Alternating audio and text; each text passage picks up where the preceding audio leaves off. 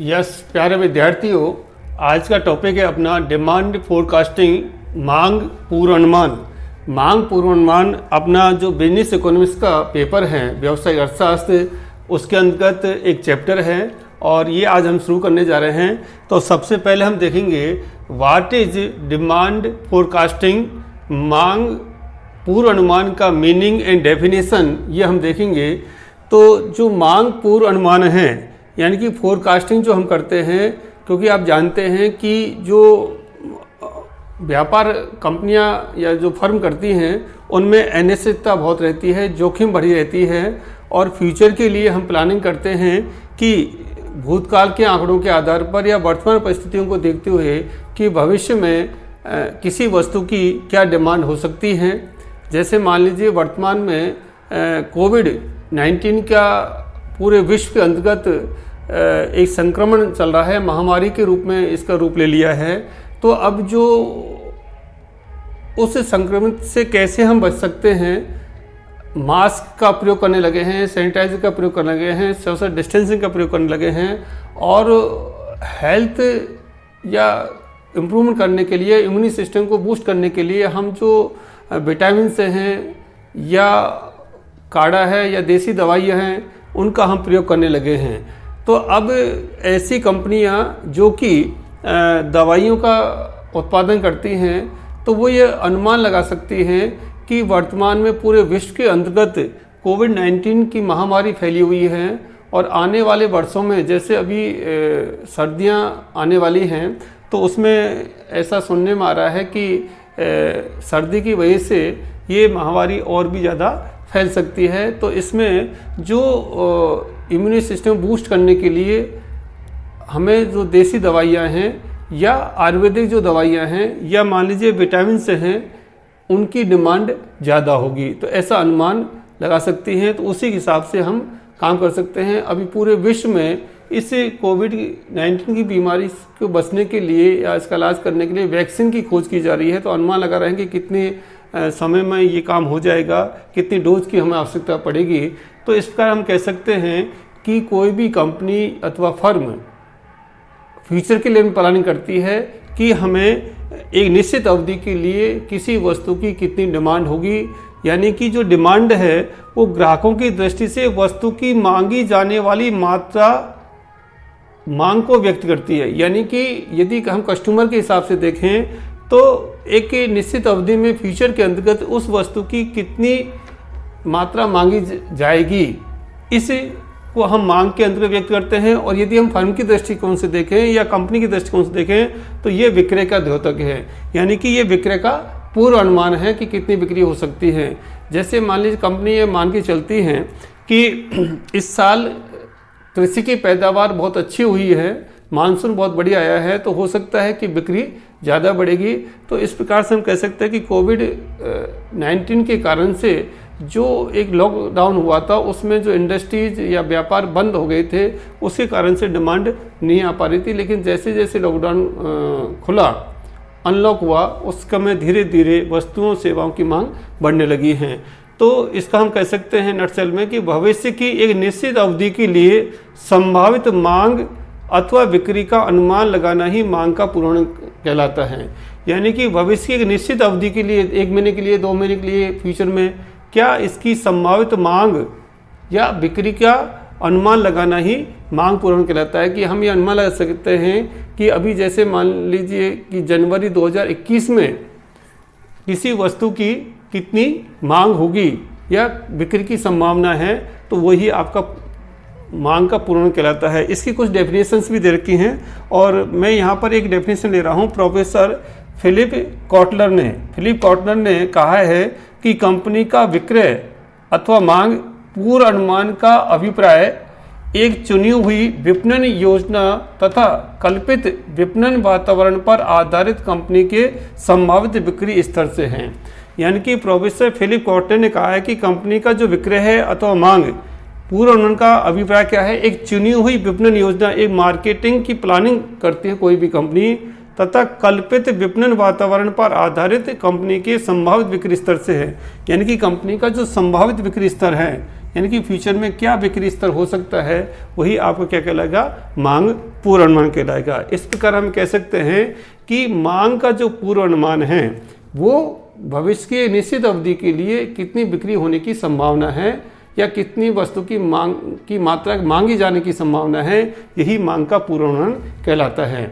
अब हम यहाँ पर अध्ययन करेंगे इसकी विशेषता है कि मांग के पूर्वानुमान की क्या विशेषताएं हो सकती हैं। तो यहाँ पर नंबर 1 है, मांग पूर्वानुमान में भूतकालीन आंकड़ों का वर्तमान परिस्थितियों में समायोजन किया जाता है।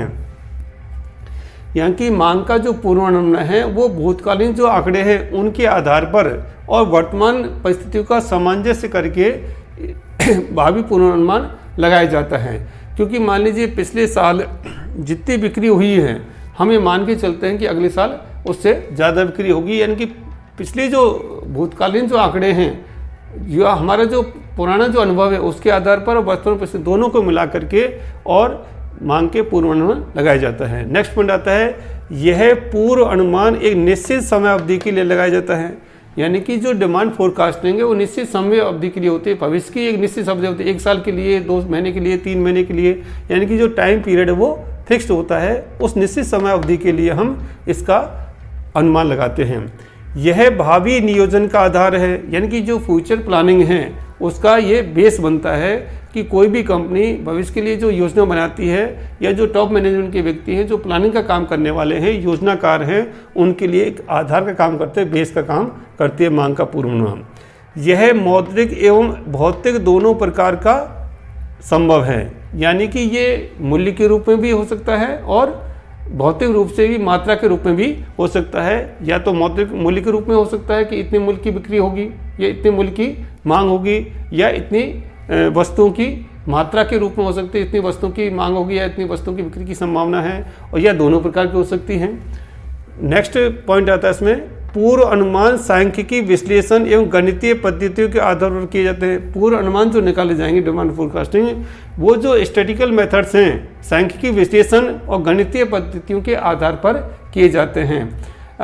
जो मैथमेटिक्स टूल्स हैं जैसे बीजगणितीय हैं उसके आधार किए जाएंगे, या टाइम एनालिसिस है उसके आधार किए जाएंगे, या ट्रेंड एनालिसिस है उसके आधार किए जा सकते हैं, या लिस्ट स्क्वायर मेथड है उसके आधार पर हम फोरकास्टिंग कर सकते हैं, या एक डायग्राम के माध्यम से, रेखाचित्र के माध्यम से भी हम पूर्वानुमान लगा सकते हैं।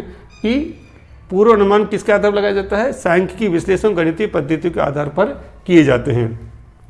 नेक्स्ट है, मांग पूर्वानुमान चयनित विपणन योजना तथा कल्पित वातावरण पर आधारित होता है। यानी कि ये जो मांग का पूर्वानुमान है वो चयनित, ये सिलेक्टेड जो मार्केटिंग प्लानिंग है उसके आधार पर और कल्पित वातावरण पर आधारित होता है, यानी कि फ्यूचर में क्या कल्पना कर सकते हैं कि क्या चीज़ें हो सकती हैं, वो इसके ऊपर आधारित होता है। नेक्स्ट है, मांग पूर्वानुमान विशिष्ट या संपूर्ण अर्थव्यवस्था के लिए लगाए जाते हैं।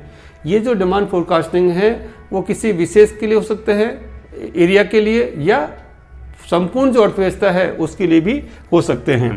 नेक्स्ट आता है, मांग पूर्वानुमान केवल भावी मांग का अनुमान है। यानी कि मांग का जो पूर्वानुमान है वो क्या है, भावी जो डिमांड है, फ्यूचर जो डिमांड है उसी का एक अनुमान है।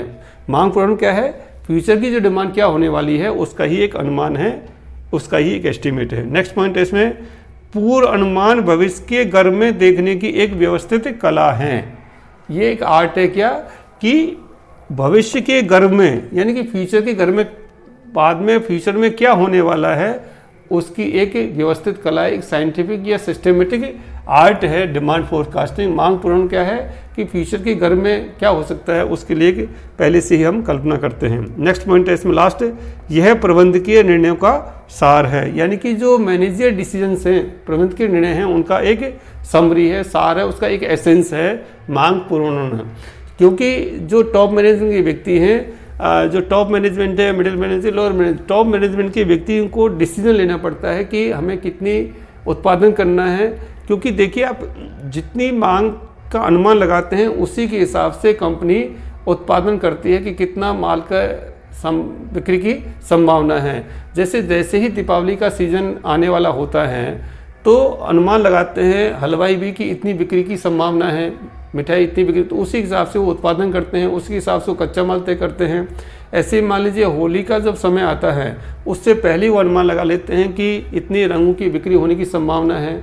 या मान लीजिए गर्मियों का जब सीज़न आता है तब शीतल पेय पदार्थ वाली जो कंपनियां हैं वो पहले से ही पूर्वानुमान लगा देती हैं कि मई जून के महीने में शीतल पेय पदार्थ की कितनी बिक्री की संभावना है।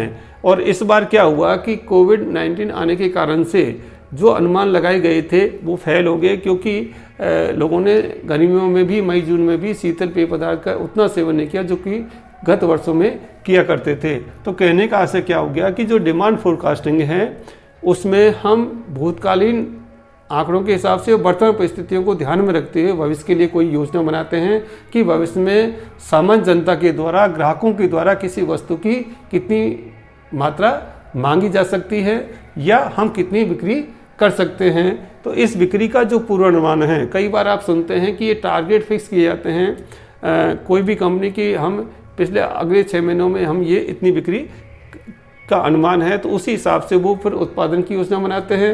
उत्पादन की जो योजना बनाते हैं उसी के हिसाब से हम कंपनी का एक्सटेंशन करते हैं या नए नए लेआउट्स हम खोलते हैं या मान लीजिए उसी हिसाब से हम कच्चे माल की व्यवस्था भी करते हैं। तो इस प्रकार से आज के वीडियो में हम केवल इतना पढ़ा है डिमांड फोरकास्टिंग किसे कहते हैं, मीनिंग, डेफिनेशन डिमांड फोरकास्टिंग और डिमांड फोरकास्टिंग की प्रमुख विशेषताएं क्या क्या चीज़ें, इसकी कौन कौन सी मुख्य बातें हैं, ये आज हमने अध्ययन किया है। अगले वीडियो में डिमांड फोरकास्टिंग के जो इम्पोर्टेंस है वो हम पढ़ेंगे।